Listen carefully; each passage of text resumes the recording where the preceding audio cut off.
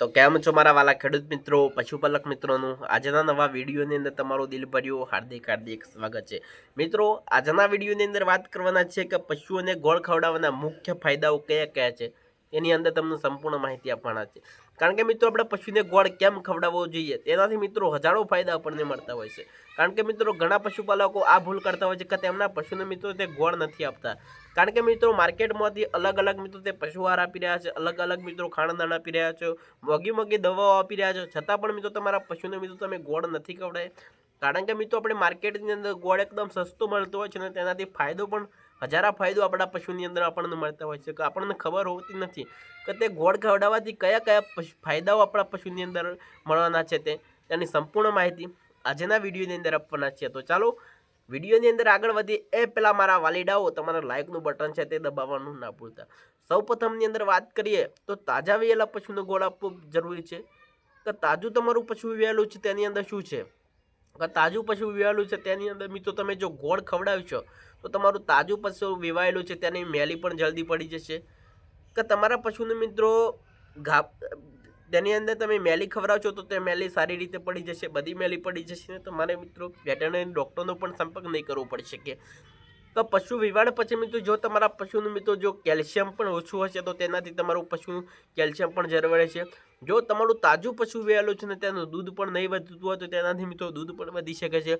આપણા પશુને શિયાળાની અંદર મિત્રો એક ગોળ ખવડાવવાથી ઉર્જાનું કામ કરે છે તો ગોળની અંદર ઘણા ગુણકાર રહેલા છે, એમને એમ નથી ગોળ પડ્યું નામ, તેના અંદર ઘણા ગુણકાર રહેલા છે। ગોળ છે તે મિત્રો ઉર્જા પાવર ઉર્જા છે। જ્યારે પશુને નબળાઈ જેવું રહેતું હોય, અનુભવતું હોય અથવા બીમાર પણ વારંવાર પડતું હોય તો ગોળ આપવાથી આપણું પશુ મિત્રો વારે ઘડે બીમાર પણ નથી પડતું, ત્યારે ગોળ આપવાથી તેને શરીરમાં તરત જ સ્તુતિ પણ જાગતી હોય છે। ગોળ ખવડાવવાથી પશુના શરીરની અંદર સ્તુતિ ઉર્જાને તોડ બનતું હોય છે। ત્યાર પછી મિત્રો તમે વિયાણ પછી પણ મિત્રો તમે આ બધો ફોલો કરી શકો છો। તો મિત્રો વિયાણના સુવાડાના સમયને અત્યારે મિત્રો આ પ્રયોગ કરવો જરૂરી છે। ગર્ભાશયની સફાઈ વિયાણ પછી મિત્રો પશુને ગોળનું પાણી આપવાથી ગર્ભાશયમાં રહેલા કચરો, મેલી અને સરળતાથી મિત્રો બહાર નીકળી જાય છે। ગોળ ખવડાવવાથી ગર્ભાશયની અંદર મિત્રો મેલી કચરો હોય તો ગોળ ખવડાવવાથી તે મિત્રો તરત ગણી મિત્રો બહાર નીકળી જાય છે। અને જ્યારે પણ મિત્રો વાત કરીએ તો તમારા પીડામાં રાહત અને પ્રસ્તુતિ પછીના મિત્રો દુખાવામાં પણ મિત્રો રાહત કરે છે ગોળ।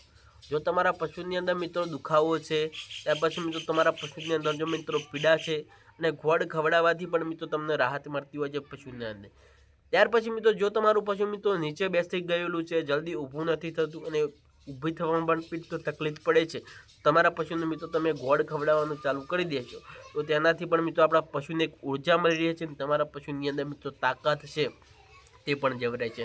સાથે સાથે મિત્રો ગોળ ખવડાવવાથી પશુની અંદર શું છે તો મિત્રો દૂધમાં પણ વધારો થશે, સાથે સાથે મિત્રો તે ફેટની અંદર પણ વધારો કરી શકે છે કે ગોળ પશુની ભૂખ ઉગાડે છે। પશુ આ ગોળ ખવડાવવાથી પશુની મિત્રો ભૂખ પણ ઉગાડે છે। પશુ વ્યવસ્થિત ખોરાક લેશે, જો ગોળ ખવડાવવાથી મિત્રો તમારું પશુ ખોરાક ન લેતું હોય તો તમારું પશુ મિત્રો વ્યવસ્થિત ખોરાક પણ લે છે તો તે કુદરતી રીતે તેના દૂધનું અને દૂધના ફેટની અંદર મિત્રો વધારો કરવાની અંદર લાભદાયક તમને ફળ મળવાનું છે। તો ગોળ ખવડાવવાથી દૂધમાં પણ વધારો થશે, સાથે સાથે મિત્રો તમે ફેટની અંદર પણ તમે વધારો કરી શકો છો। ત્યાર પછી મિત્રો જો તમારા પશુની અંદર જો મિત્રો શરીરની અંદર પાચન શક્તિમાં સુધારો નહીં હોય તો ગોળ ખવડાવવાથી મિત્રો તમારા પશુના પાચન શક્તિમાં પણ સુધારો થશે। ગોળ ખવડાવવાથી પેટમાં અનેક રોગોને મિત્રો દૂર ભગાડે છે। આ ગોળ ખવડાવવાથી મિત્રો એક રામબાણ ઇલાજ તમને મળી ગયો છે। ગોળની અંદર તો મિત્રો એક આ જડીબુટી જેટલું કામ કરે છે, તમારા ડૉક્ટરનો પણ સંપર્ક નહીં કરવો પડે, તમે તમારા પશુને તમે ગોળ આપવાનું ચાલુ કરી દેશો। તો સાથે સાથે મિત્રો જો તમે પશુ દરેક ખાણાની અંદર મિત્રો 50 થી 100 ગ્રામ મિત્રો તમે ડેલી ગોળ ખવડાવશો તો તેનાથી તમારા પશુની રોગ પ્રતિકારક શક્તિની અંદર પણ વધારો થશે। અને શિયાળાની ઋતુમાં ગોળ ખવડાવવાથી પશુના શરીરની અંદર મિત્રો તાપમાન પણ જળવાઈ રહેશે તો તમારા પશુને મિત્રો વધારે પડતી પણ મિત્રો ઠંડી પણ નહીં લાગે। ત્યાર પછી મિત્રો ઠંડીની અંદર શરદી, કફ, ઉધરસ જેવા મિત્રો પશુની અંદર આવી બધી બીમારીઓ રહેતી હોય તો ગોળ ખવડાવવાથી પશુને મિત્રો તેની પણ મિત્રો રાહત છે મળી શકે છે। તો હવે વાત કરીએ તો પશુને કઈ રીતે આપશું તો તેની સારી રીતે તેની માવજત છે આપણે કરી શકીએ છીએ। મોટા પશુ ગાય ભેંસને મિત્રો દરરોજ માટે મિત્રો તમે 100 થી 200 ગ્રામ આપી શકો છો. આપવાની રીત: પાણીમાં ઓગાળીને આપો અથવા મિત્રો પશુના ખાણાદાર આહારમાં પણ મિત્રો તમે ભેળવીને આપી શકો છો. ખાસ નોંધ, તમારે ખાસ નોંધ હવે સાંભળવા જેવી છે કે અત્યારે આગળ છે તે ઉનાળો આવ્યો છે, ઉનાળામાં આપવો કે ના આપવો તે પણ તમારે સમજવું જરૂરી છે. કે ઉનાળામાં મિત્રો ગોળનું પ્રમાણ એકદમ ઓછું રાખવાનું. તમે 100 ગ્રામ ખવડાવતા હતા તો મિત્રો થોડું 200 થી 50 ગ્રામ જ તમે ખવડાવવાનું ચાલુ રાખશો, તે સારી રીતે તમને તેનું રિઝલ્ટ છે તે જોવા મળી શકે છે. કે ઉનાળાની અંદર શું છે કે તમારું પશુ મિત્રો પહેલાં સારી રીતે મિલ્કિંગ કરતું હતું, મિલ્કિંગ કર્યા પછી મિત્રો તમારું પશુ ગાભણ થયેલું છે, તો તે સમયની અંદર મિત્રો તમારે ગોળ ખવડાવવાનું બંધ કરવું જરૂરી છે. આગળ ઉનાળો આવે છે, ઉનાળાની અંદર પણ મિત્રો સામાન્ય તમારે 200 ગ્રામ તમે આપતા હતા તો 50 થી 100 ગ્રામ મિત્રો તમારે આપવાનું ચાલુ કરી દેવાનું છે.